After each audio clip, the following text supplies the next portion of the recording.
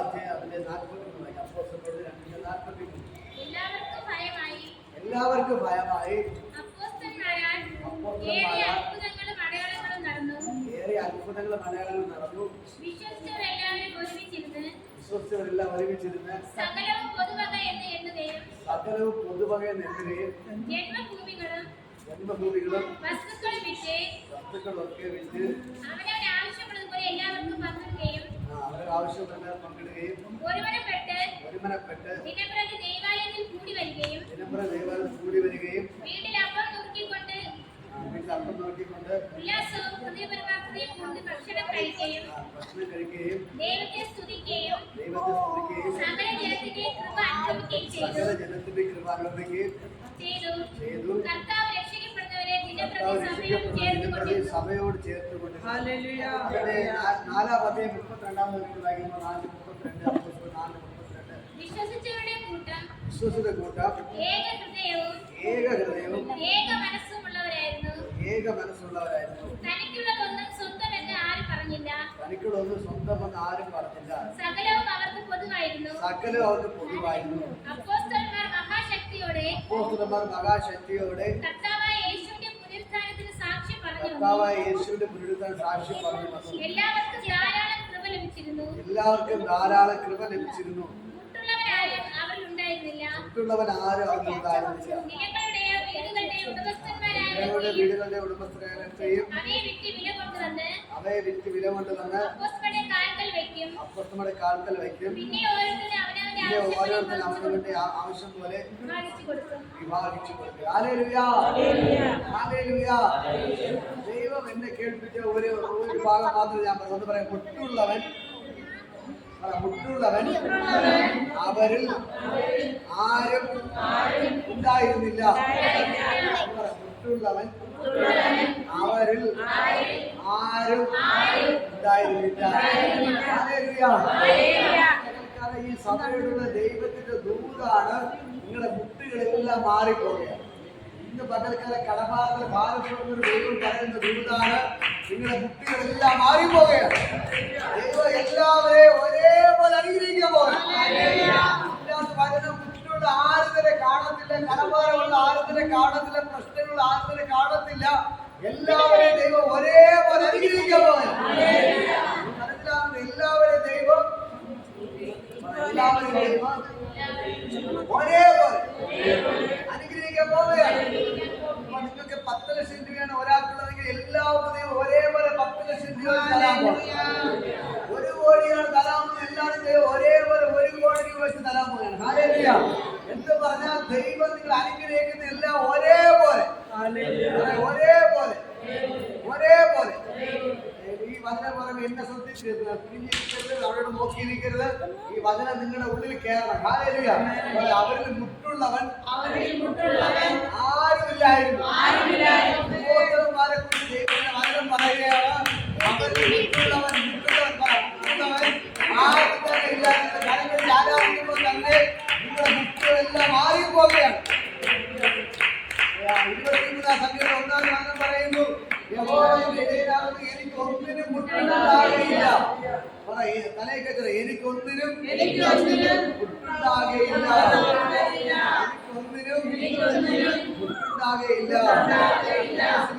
എനിക്കൊന്നിനും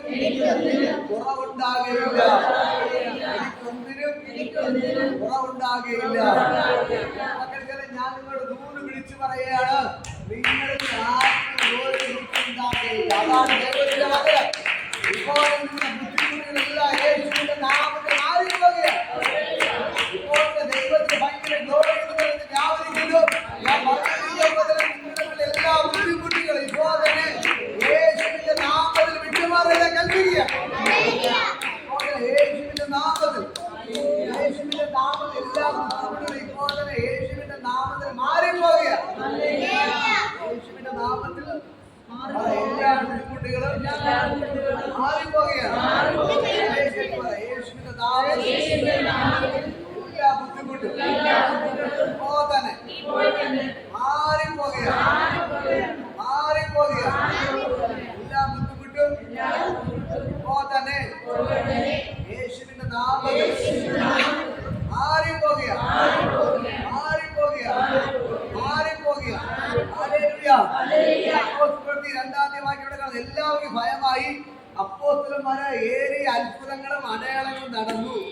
വിശ്വസിച്ചവർ എല്ലാവരും ഒരുമിച്ചിരുന്ന് സകലവും പൊതുവക എന്ന് എണ്ണുകയും ജന്മഭൂമികളെ വസ്തുക്കളും വിറ്റ് അവനവൻ ആവശ്യമുള്ളതുപോലെ എല്ലാവർക്കും പങ്കിടുകയും ഒരുമനപ്പെട്ട് ദിനംപ്രതി ദേവാലയത്തിൽ കൂടി വരികയും വീട്ടിൽ അപ്പം നുറുക്കിക്കൊണ്ട് ഉല്ലാസവും ഹൃദയപരമാർത്ഥയും കൊണ്ട് ഭക്ഷണം കഴിക്കുകയും ദൈവത്തെ സ്തുതിക്കുകയും സകല ജനത്തിന്റെ കൃപ അനുഭവിക്കുകയും ചെയ്തു.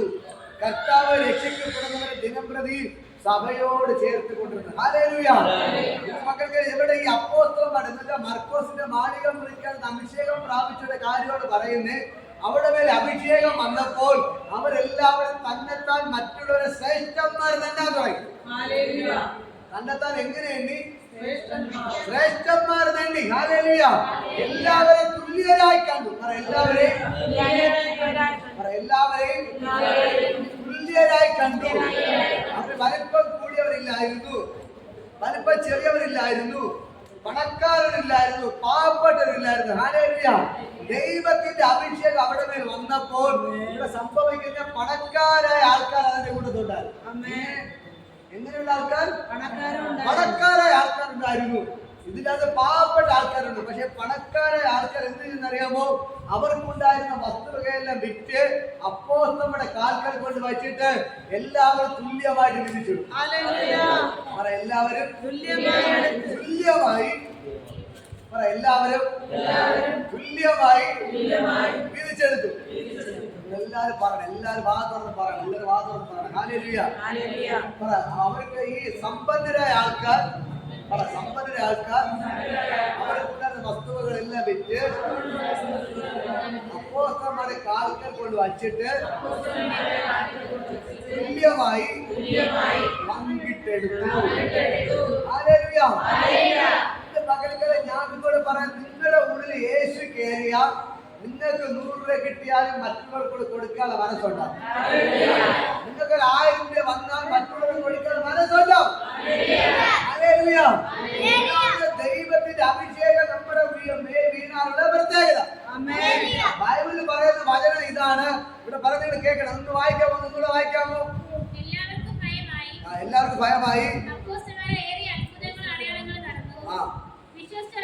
വിശ്വസിച്ചവരെല്ലാവരും ഒരുമിച്ചിരുന്ന് സകലവും പൊതുവക എന്ന് എണ്ണുകയും ജന്മഭൂമികളും വസ്തുക്കളും വെച്ച് അവനവൻ ആവശ്യമുള്ളതുപോലെ എല്ലാവർക്കും പങ്കിടുകയും ഒരുമനപ്പെട്ട് ദിനംപ്രതി ദേവാലയത്തിൽ കൂടി വരികയും വീട്ടിൽ അപ്പം നുറുക്കിക്കൊണ്ട് ഉല്ലാസവും ഹൃദയപരമാർത്ഥവും കൊണ്ട് ഭക്ഷണം കഴിക്കുകയും ദൈവത്തെ സ്തുതിക്കുകയും സകല ജനത്തെ കൃപ അനുഭവിക്കുകയും ചെയ്തു. ഹല്ലേലൂയ.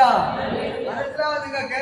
ഇവിടെ പറയുന്നത് സമ്പത്തുള്ളവർ ജന്മഭൂമികൾ സ്വന്തമായിട്ട് വസ്തുവെല്ലാം വിറ്റ് അപ്പോസ്തലന്മാരുടെ കാൽക്കൽ കൊണ്ട് വച്ചിട്ട് അവർ തുല്യമായി വിഹിതിച്ചെടുക്കുക. അങ്ങനെ ഒരു മനോഭാവം നിങ്ങൾക്കുണ്ടോ? ഞാനിപ്പോൾ ചോദിച്ചു, അങ്ങനെ മനോഭാവം നിങ്ങൾക്കുണ്ടോ? ഹല്ലേലൂയ. നിങ്ങളുടെ വീടും വസ്തു വിറ്റ് ഇവിടെ കൊണ്ട് വയ്ക്കാനല്ല ഞാൻ പറയുന്നത്. നിങ്ങൾ തെറ്റിദ്ധായോ ബ്രദർ എന്താ പറയുന്നത്? എന്റെ വീടും വസ്തു ഞാൻ പറയാം, നിങ്ങൾക്ക് ഇന്നൊരു നന്മ കിട്ടിയ നിങ്ങൾക്ക് ഇന്ന് ഒരു 5 ലക്ഷം രൂപ കിട്ടിയെന്നിരിക്കട്ടെ. നിങ്ങൾക്ക് 5 ലക്ഷം രൂപ കിട്ടിയെന്നിരിക്കട്ടെ. അപ്പോൾ നിങ്ങൾ രഹസ്യമായിട്ട് ആരും അറിയാതെ ബാങ്കിൽ കൊണ്ട് ഇടാതെ നിങ്ങൾ ചിന്തിക്കേണ്ട ഒരേ ഒരു കാര്യമേ ഉള്ളൂ. അയ്യോ, എന്റെ ചർച്ചയിൽ വരുന്ന അല്ല എന്റെ അയൽവാസിയെ കഷ്ടപ്പെടുന്ന അവർക്ക് 1000 രൂപ വച്ചെങ്കിലും കൊടുക്കണം. ഹല്ലേലൂയ. ഹല്ലേലൂയ. എന്നൊരു മനോഭാവം നിങ്ങൾക്കുണ്ടോ? എന്തൊരു മനോഭാവം നിങ്ങൾക്കുണ്ടെങ്കിൽ മാത്രമേ ദൈവം നിങ്ങൾ അനുഗ്രഹിക്കൂ. ഞാൻ പറഞ്ഞു വരുന്നത്, നമ്മുടെ കയ്യിൽ പൈസ വരാത്തതിന് കാരണം, നമ്മൾ അനുഗ്രഹിക്കാത്തതിന് കാരണം നമ്മുടെ മനോഭാവമാണ്. ഹല്ലേലൂയ. നമ്മൾ അനുഗ്രഹിക്കപ്പെടുന്ന കാരണം എത്ര കിട്ടിയാലും എനിക്കും ഭർത്താവിനും മക്കൾക്കും, അല്ലെ എനിക്ക് എന്റെ മക്കൾക്ക് ഉണ്ടാക്കണം, സമ്പത്ത് വാരി കൂട്ടണം. ആ ഒരു ചിന്ത മാറ്റി വെച്ചിട്ട് എനിക്ക് ഒരു 1000 രൂപ കിട്ടിയാൽ ഞാൻ പാവപ്പെട്ടവരെ സഹായിക്കും, ഞാൻ കഷ്ടപ്പെടുന്നവരെ സഹായിക്കും, ഞാൻ പാവപ്പെട്ടവരെ സഹായിക്കും, ഞാൻ 1 കിലോ അരിയെങ്കിലും വാങ്ങി കൊടുക്കും, എന്തൊരു മനോഭാവം നിങ്ങളുടെ പേര് വന്നാലേ ദൈവം നിങ്ങൾ അനുഗ്രഹിക്കും. മനസ്സിലാകുന്നുണ്ടോ? കർത്താവേ, നീ എനിക്ക് എന്ത് തന്നാലും ഞാൻ അതിന്റെ ഒരു പങ്ക് ഞാൻ എന്ത് ചെയ്യും? ഞാൻ മറ്റുള്ളവർക്ക് കൊടുക്കും. ഇത് കോൾഗേറ്റ് പല്ല് തേക്കുന്നുണ്ട്. എവിടത്തെ കമ്പനിയാണ് അറിയാമോ? അമേരിക്കൻ കമ്പനിയാണ്. ഇത് കോൾഗേറ്റ് ഒരു പെന്തക്കോസ് പാസ്റ്റർ കമ്പനിയാണ്. കോൾഗേറ്റ് പെന്തക്കോസിലെ ദൈവദാസന്റെ കമ്പനി കോൾഗേറ്റ്. അദ്ദേഹം ചെറിയ കമ്പനി അവിടെ തുടങ്ങിയതാണ്. പക്ഷെ കിട്ടുന്നതിന്റെ പകുതി സുവിശേഷ വരെ കൊടുക്കുവാൻ കിട്ടുന്ന ലാഭം 1000 രൂപ ലാഭം കിട്ടിയ 500 രൂപ പള്ളിയിൽ കൊണ്ട് വാസേപ്പിക്കുമായിരുന്നു. അങ്ങനെ കൊടുത്ത് ആ മനുഷ്യനെ ദൈവം അനുഗ്രഹിക്കാൻ തുടങ്ങി. ഇപ്പൊ കിട്ടുന്ന ലാഭത്തിന്റെ 80% പള്ളിയിൽ കൊടുക്കും. ഇപ്പൊ നമ്മള് 100 രൂപ മുതൽ മുടക്കുകയാണ്. അപ്പൊ വിറ്റുവരവ് 200 രൂപ കിട്ടിയതിലേക്ക് 100 രൂപ നമ്മൾ മുടക്കിയത്. അപ്പോ 200 രൂപ മുതലും കിട്ടി, വീണ്ടും 100 രൂപ എന്ത് കിട്ടി? ലാഭവും കിട്ടി. പുള്ളിക്കാരൻ ചെയ്തത് ആദ്യം ലാഭം കിട്ടുന്നതിന് വിറ്റ് മുടക്കിയ 100 രൂപ എടുത്തിട്ട് ലാഭത്തിൽ 50 രൂപ എടുത്തിട്ട് 50 രൂപ എന്ത് ചെയ്യുമായിരുന്നു? പള്ളി കൊടുക്കുമായിരുന്നു. ഹല്ലേലൂയ. ഇപ്പൊ പുള്ളിക്കാരൻ അങ്ങനെ കൊടുക്കുന്നതായി ഭയങ്കരമായിട്ട് അനുഗ്രഹിച്ചു തുടങ്ങി. അമേരിക്കയിൽ എല്ലാവരും കോൾഗേറ്റിനെ കൊണ്ട് നിറഞ്ഞു. അടുത്ത രാജ്യത്തോട് കയറ്റിയേക്കുന്നത്. ഇപ്പോ എവിടെ ഏത് ലോകത്ത് പോയി നോക്കിയാലും കോൾഗേറ്റ് ഇല്ലാത്ത രാജ്യം. ഹല്ലേലൂയ. ഇപ്പൊ പുള്ളിക്കാരൻ കിട്ടുന്ന 100 രൂപ ലാഭം കിട്ടിയ 80 രൂപ എവിടെ കൊണ്ടുവയ്ക്കും? പള്ളിയിൽ കൊണ്ട് കൊടുക്കും. പാവപ്പെട്ട സഹായിക്കും.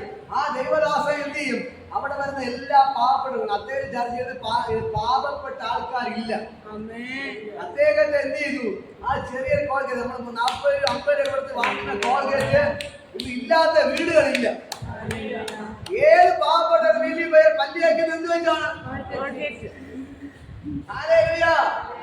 ദൈവത്തിന് വേണ്ടി നിങ്ങൾ ചെലവിടാൻ തുടങ്ങിയാൽ നിങ്ങളുടെ തലമുറകൾ ദൈവ ലോകം പ്രശസ്തരായി. നിങ്ങളുടെ തലമുറകൾ ദൈവ ലോകം പ്രശസ്തരാക്കി മാറ്റും. നിങ്ങളുടെ മനോഭാവം ദൈവം എന്നെ അനുഗ്രഹിച്ചാൽ ഞാൻ മറ്റുള്ളവരെ സഹായിക്കും. ഇവിടെ ദൈവത്തിന്റെ അഭിഷേകം അവിടെ വീണപ്പോൾ സമ്പത്തിലായിരുന്നവരെല്ലാം വിറ്റെന്ത് ചെയ്തു? ഈ പണം അപ്പോസ്തലരുടെ പത്രോസിലെ കാൽക്കൽ കൊണ്ട് വെച്ചിട്ട് അവർ ഒരുമിച്ച് വീതിച്ചെടുത്തു. അവരെന്ത് ചെയ്തു? ഒരുമിച്ച് വീതിച്ചെടുത്തു. ഹല്ലേലൂയ.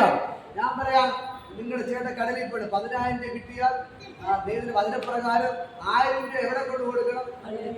പള്ളിക്ക് കൊടുക്കണം. അതാണ് ദൈവത്തിന്റെ കൽപ്പന. പക്ഷെ നമ്മള് 10,000 രൂപ, അയ്യോ എനിക്ക് 15,000 രൂപ ഒരാൾക്ക് കൊടുക്കണം. കിട്ടിയ എത്ര? 10,000. കൊടുക്കേണ്ട എത്ര? 15 അല്ലേ? അപ്പൊ നമ്മളെനിക്ക് പള്ളിയിൽ 1000 രൂപ കൊടുത്താൽ 9 ഉള്ളൂ. എനിക്കുള്ള 15 കൊടുക്കണം. നമ്മളെന്ത് ചെയ്യും? പള്ളിയിൽ കൊടുക്കുന്നേ കട്ട് ചെയ്യും.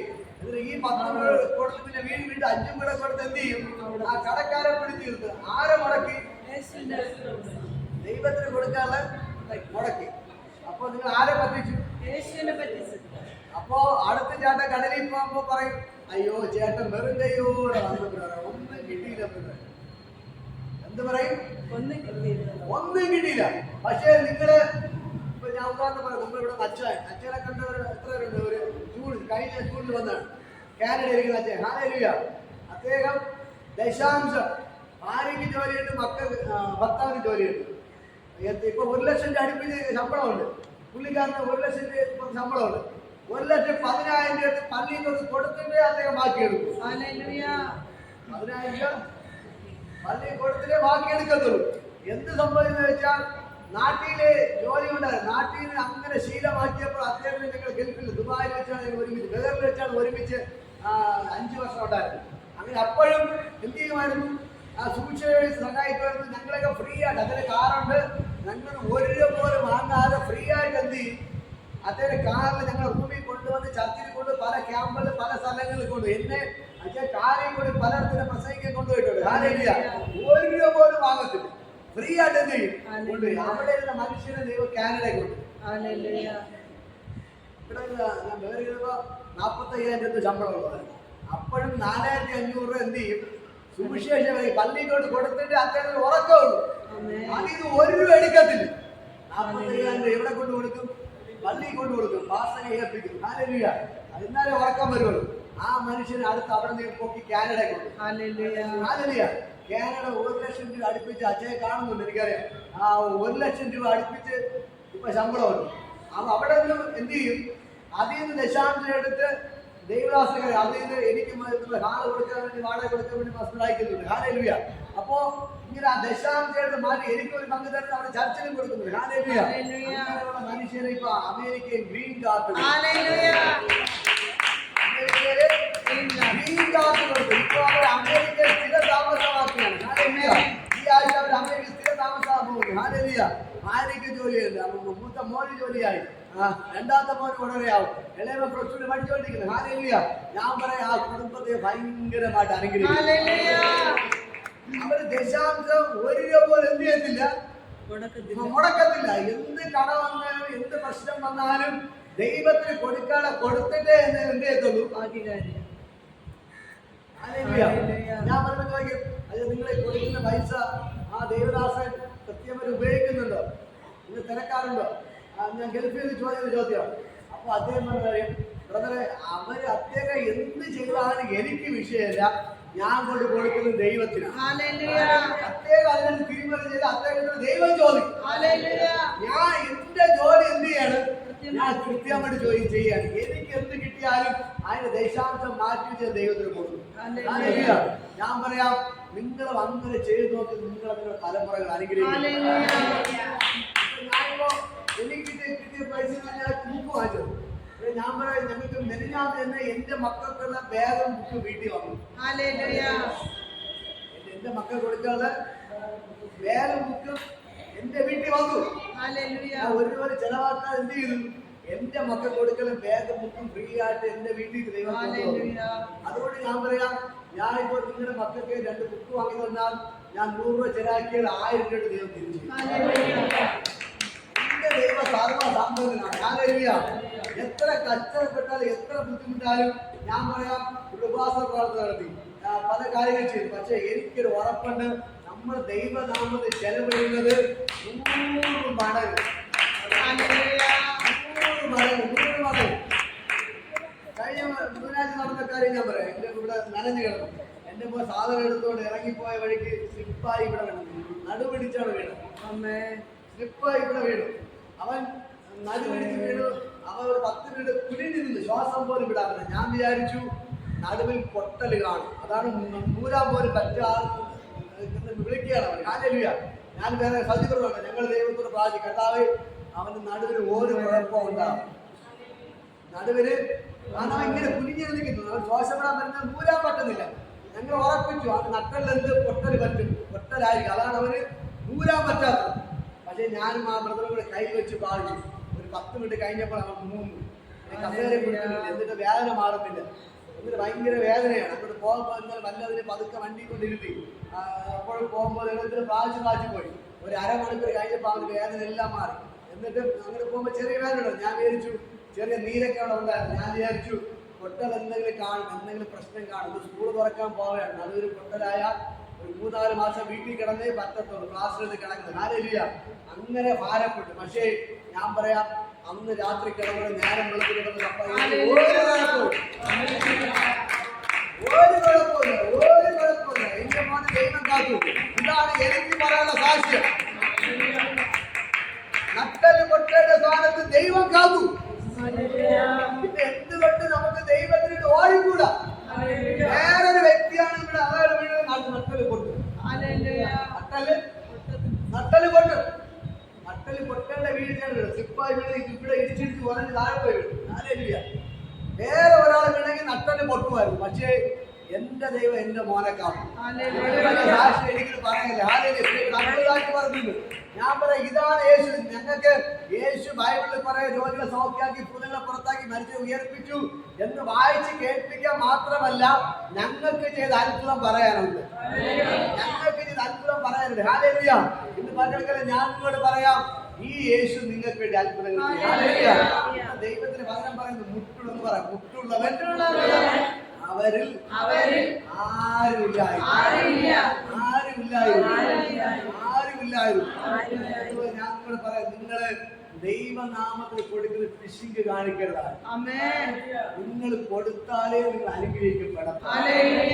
നിങ്ങൾ ദൈവത്തിന്റെ നാമത്തിൽ 100 രൂപ ചെലവിട്ടാൽ 1000 മടങ്ങി വരും. 1000 മടങ്ങി വരും. 1000 മടങ്ങി വരും. 1000 മടങ്ങി. ഞാൻ നിങ്ങളോട് പറയാം, ചില ആൾക്കാർ പറയും ബ്രദറെ ഞാൻ പ്രാർത്ഥനയ്ക്ക് വരാമേ എന്നൊക്കെ പറഞ്ഞ് ചിലരെന്നെ പറ്റിക്കാറുണ്ട്. അവര് കയറിയും ബ്രദറിനെ എന്നല്ല പറ്റിക്കുന്നത്. പിന്നെ ആരെ പറ്റിക്കുന്നത്? ചിലവരെ ബ്രദറെ ഞാൻ വാടകയ്ക്ക് പൈസ തരാമേ അല്ലെങ്കിൽ വിഭാസത്തിന് പൈസ തരാമേ ഞാൻ ചോദിക്കാറില്ല. ചോദിക്കാൻ ഇങ്ങോട്ട് പറയും. പക്ഷെ അവരാരും എന്ത് ചെയ്തില്ല, ഇത് തന്നിട്ടില്ല. ഹാലേലൂയ. പക്ഷെ ഞാൻ പറയാം അവർ എന്നെയാണോ പറ്റില്ല? ഹാലേലൂയ. ഈ എന്റെ സമയം ഞാൻ പറയാം ഞാൻ ആരെ കണ്ടിട്ടല്ല ഞാൻ ബൈബിൾ കൊണ്ട് ഇറങ്ങി. ഞാൻ നിൽക്കുന്നത് എത്ര ദൈവത്തിന്റെ മുഖത്ത് നോക്കിയാണ്. ഹാലേലൂയ. ഞാൻ ദൈവനാൾ ചെലവിടുന്നുണ്ട്. എന്റെ തലമുറയെ ദൈവം അനുഗ്രഹിച്ചുകൊണ്ടേ നിങ്ങൾ കൊടുത്താൽ നിങ്ങൾ അനുഗ്രഹിക്കപ്പെടും. നിങ്ങൾ അനുഗ്രഹിക്കപ്പെടും. പ്രശ്നങ്ങൾ മാറിയിട്ട് ഞാൻ ദൈവത്തിന് ചെലവിടാന്ന് പറയുന്നത് നടക്കത്തില്ല. നിങ്ങളുടെ കടഭാരം മാറിയിട്ട് ദൈവത്തിന് കൊടുക്കാന്ന് പറഞ്ഞാൽ നടക്കത്തില്ല. എന്റെ പ്രശ്നങ്ങൾ മാറിയിട്ട് ദൈവത്തിന് ഇറങ്ങാന്ന് പറയാൻ നടക്കത്തില്ല. നല്ല ആരോഗ്യമുള്ള നിങ്ങളെ ഒന്നും ഇല്ലാത്തപ്പോ തന്നെ നിങ്ങൾ എന്ത് ചെയ്യണം? ദൈവനാമം ചെലവിടുകയും ദൈവത്തിന് ഓടേ ചെയ്യണം. മനസ്സിലാ നിങ്ങള് അതിലെ ചില ദേവദാസന്മാരുണ്ട് നിങ്ങൾ ഇത്താറ് രൂപ കൊണ്ടുവരണം, ഇത്താറ് രൂപ കൊണ്ടുവരണം, ഇത്താറ് രൂപ കൊണ്ടുവരണം. ഞാനിങ്ങനെ ആരുടെ പറയാറില്ല. ഹാലേലൂയ. ചിലർ പറയാറുണ്ട്. ചില ആൾക്കാർ ലാസ്റ്റ് പോകുന്ന ആൾക്കാർ ഈ ബക്കറ്റ് നോക്കിയിട്ട് പറയും അയ്യോ ബ്രദറെ ഇതിലൊന്നും ഇല്ലല്ലോ, ഞാൻ ഒന്നും കുഴപ്പമില്ല. ചില ആൾക്കാർ പറയും വണ്ടി എടുത്ത് പറയുന്നത് ഞാൻ പറഞ്ഞു നിങ്ങൾ അങ്ങനെ ഒന്നും പറയണ്ട. അയ്യോ ബ്രദറിനെ ആട്ടോ കൂലികൾ കൊടുക്കില്ല. ഞാൻ പറയാം നിങ്ങൾക്ക് ഇല്ലെങ്കിൽ ഒന്നുമില്ല. ഹാലേലൂയ. എനിക്ക് തരേണ്ട ആര് തരും? എനിക്ക് തരേണ്ടത് ദൈവം തരും. എന്റെ വണ്ടിയിൽ പെട്രോൾ പൈസ ആര് തരും? ഹാലേലൂയ. നിങ്ങളെ കൊടുക്കേണ്ടത് ദൈവത്തിന് വേണ്ടി ചെലവാക്കുക എന്ന മനോഭാവത്തോടെ നിങ്ങൾ ചെയ്യുമ്പോൾ അതിന്റെ അനുഗ്രഹം നിങ്ങളും നിങ്ങളുടെ മക്കൾക്ക് ദൈവം തരും. ഇപ്പൊ ഞാൻ ചെലവെടുക്കുന്നത് മുഴുവൻ എന്റെ ദൈവത്തിന് വേണ്ടിയാണ്. കാരണം എന്റെ മോന് കഴിഞ്ഞ നടുവ് പൊട്ടലിനെ പറ്റി എത്ര ആയിട്ട് ചെലവാക്കേണ്ടി വരുമോ? ഓടിയോ അവയ്ക്ക് ചാടിക്കേറി ഓടിയൊക്കെ നടക്കണം. ഒരു കുഴപ്പം എന്തെങ്കിലും കുഴപ്പമുണ്ടോ? ഒരു കുഴപ്പമില്ല, ഒരു കുഴപ്പമില്ല. പിന്നെ ചിന്തി എന്റെ മോനെ അങ്ങനെ നടുവിന് പ്രശ്നം പറ്റി ഹോസ്പിറ്റൽ എത്ര രൂപ ആവശ്യം? നമ്മള് 45,000 അല്ലേ? 45,000 തരാൻ അതിനേക്കാൾ കൂടുതൽ പൈസ എന്ത് ആവുമായിരുന്നു? ചെലവാകുവാണ്. ഹാലേലൂയ. പക്ഷെ 1 രൂപ പോലും ആശുപത്രി കൊടുക്കാം, 1 രൂപ പോലും ആശുപത്രി കൊടുക്കില്ല. കാത്തിന് ദൈവത്തിന് നിൽക്കാതെ നമ്മള് ഈ നിൽക്കുന്നതിന്റെ വലിയ കാര്യം അല്ലേ? ഹാലേലൂയ. ഇന്ന് മക്കൾക്ക് ഞാൻ പറയും ഈ യേശുവിനെ പ്രസംഗിക്കുമ്പോൾ നമ്മൾ ആരെ പ്രസംഗിക്കും? ഈ യേശുവിനെ സാക്ഷീകരിക്കുന്നവർ ആരെ സാക്ഷീകരിക്കും? മക്കൾക്ക് ഞാൻ പറയാം നിങ്ങളുടെ ദൈവം നിന്നാ നിങ്ങളെ നിങ്ങളുടെ തലമുറകളെ ദൈവം അനുഗ്രഹിക്കും. ദൈവം നോക്കുന്ന ഒരേ കാര്യമുള്ളൂ, നിങ്ങൾ വിശ്വസ്തരായി നിൽക്കുന്നുണ്ടോ? നിങ്ങൾ പറയുന്ന വാക്ക് പാലിക്കുന്നുണ്ടോ? നിങ്ങൾ പറയുന്ന വാക്ക് പാലിക്കുന്നുണ്ടോ? നിങ്ങൾ വിശ്വസ്തരായി നിൽക്കുന്നുണ്ടോ എന്നാണ് ദൈവം നോക്കുന്നത്. നിങ്ങൾ വാക്ക് പറഞ്ഞാൽ പാലിക്കാൻ വേണ്ടി നിങ്ങൾ ശ്രദ്ധിക്കണം. നിങ്ങൾ ഒരു ദൈവദാസന്റെ അടുത്തോ ദൈവത്തോട് ഒരു വാക്ക് പറഞ്ഞാൽ നിങ്ങൾ അത് ചെയ്യണം. ഹാലേലൂയ. ഞാൻ നിങ്ങളോട് പറയാം, നിങ്ങൾക്ക് എന്ത് കിട്ടിയാലും നിങ്ങൾ ദൈവത്തിന് വേണ്ടി ചെലവിടാതെ മാറണം. നിങ്ങളുടെ ചേട്ടൻ ജോലിക്ക് കൊണ്ടുപോയിട്ട് വരുമ്പോൾ അത് ദശാംശം 1000 രൂപ കിട്ടും. 100 രൂപ എന്ത് ചെയ്യണം? മാറ്റി വയ്ക്കണം. 10,000 രൂപ 1000 രൂപ. അപ്പൊ 1000 രൂപ എങ്ങനെ മാറ്റിവെന്ന് വിചാരിക്കരുത്. ഹാലേലൂയ. നിങ്ങൾ കൊടുക്കുന്ന ആർക്ക് വേണ്ടിയാണ്? ദൈവത്തിന്. നിങ്ങൾ അങ്ങനെ മാറ്റി വയ്ക്കുമ്പോൾ ദൈവം നിങ്ങൾ അനുഗ്രഹിക്കും. ഹാലേലൂയ. അങ്ങനെ കൊടുക്കുന്നവരുടെ തലമുറകൾ ദൈവം എന്ത് ചെയ്യും? അനുഗ്രഹിക്കാൻ. ഹാലേലൂയ. ഞാൻ പറയാം നിങ്ങൾ കൊടുക്കുന്ന ആർക്ക് വേണ്ടിയാണ്? ബൈബിളൊക്കെ വീട്ടിൽ പോയിട്ട് പറയണം. അപ്പോസ്തലന്മാർ എന്ത് ചെയ്തു? വിറ്റ് എല്ലാവരുടെ കാൽക്കൽ കൊണ്ടുവച്ചു, എല്ലാം പങ്കിട്ടെടുത്തു. ഇതിനകത്ത് ഞാൻ വിളിച്ചു പറയാൻ ആഗ്രഹിക്കുന്നു, ഇതിൻ്റെ അകത്ത് മുട്ടുള്ളവൻ ആരും ഉണ്ടാവത്തില്ല. പകൽക്കാലം മാറിപ്പോലെയാണ് വെളിപ്പെട്ടതുപോലെ അതിൻ്റെ അകത്ത് മുട്ടുള്ളവൻ ആരും ഉണ്ടായിരുന്നില്ല. ഇത് പകൽക്കാലം നിങ്ങളൊക്കെ കൂട്ടി വിളിച്ചു പറയുന്നു.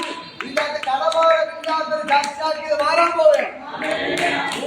പോലെ കടമില്ലാതെ മറ്റുള്ളവരെ സഹായിക്കുന്ന ചർച്ചായിട്ട് ദൈവങ്ങളെ മാറ്റാൻ പോവുകയാണ്. ഹാലേലൂയ. ഇത് പകൽക്കാലം 1 രൂപ പോലും കടമില്ലാതെ 1 രൂപ പോലും ബുദ്ധിമുട്ടില്ലാതെ മറ്റുള്ളവരെ സഹായിക്കുന്ന ഒരു ചർച്ചയായിട്ട് ദൈവം മാറ്റാൻ പോവുകയാണ്. ഈ ഹാള് നിറയാൻ പോവുകയാണ്. ഈ ഹാള് നിറയാൻ പോവുകയാണ്. അനേകം പേർക്ക് വീടൊക്കെ വെച്ചു കൊടുക്കാൻ പോവുകയാണ്. അനേകം കണ്ണുകൾ തുടയ്ക്കാൻ പോവുകയാണ്. നിങ്ങളുടെ കയ്യിൽ 1 രൂപയും വേണ്ട. നിങ്ങൾക്ക് അങ്ങനെ മനോഭാവം ഉണ്ടോ? കർത്താവ് എനിക്ക് നീ 1000 രൂപ തന്ന 100 രൂപ ഞാൻ പാവപ്പെട്ടു, നീ 1,00,000 രൂപ തന്ന 10,000 രൂപ, അങ്ങനെ നിങ്ങൾ പറഞ്ഞ് പ്രാർത്ഥിക്കാൻ തുടങ്ങി. അങ്ങനെ അങ്ങനെ അങ്ങനെ ഞാൻ നിങ്ങൾ ഓർഡർ പറയാം. എനിക്ക് 1,00,000 രൂപ തന്ന 10,000 രൂപ ഞാൻ മാറ്റി വെക്കും, പാവപ്പെട്ട സഹായിക്കും, ദൈവനാമത്തിൽ ചേരും. അങ്ങനെ നിങ്ങൾ പറഞ്ഞ് പ്രാർത്ഥിക്കും. അങ്ങനെ പറഞ്ഞ് പ്രാർത്ഥിക്കും. ദൈവം അനുഗ്രഹിക്കാൻ തുടങ്ങും. ഒന്നുകൂടി പറയാം. മുട്ടുള്ളവൻ അവരിൽ ആരുമില്ല.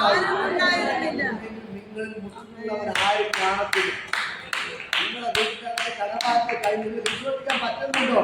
നിങ്ങൾ വചനം പറഞ്ഞ വീട്ടിൽ പോയിട്ട് വചനം വായിക്കും. പ്രത്യേക സമയം പ്രത്യേകിക്കുന്നില്ല.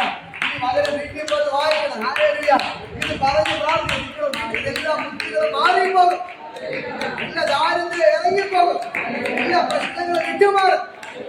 പക്ഷേ ദൈവം നിങ്ങളെ അനുഗ്രഹിക്കാൻ പറയാം. മുട്ടുള്ളവൻ അവരിൽ ആരുമില്ലായിരുന്നെങ്കിൽ എനിക്ക് ഒരു മുട്ടുമില്ല. എന്റെ മുട്ടെല്ലാം മാറിപ്പോവുകയാണ്. മക്കൾക്ക് ദൈവത്തിൽ ധാരാളം അനുഗ്രഹിക്കട്ടെ. ഓരോ മക്കളും മുമ്പിലോട്ട് കടന്നു വരും.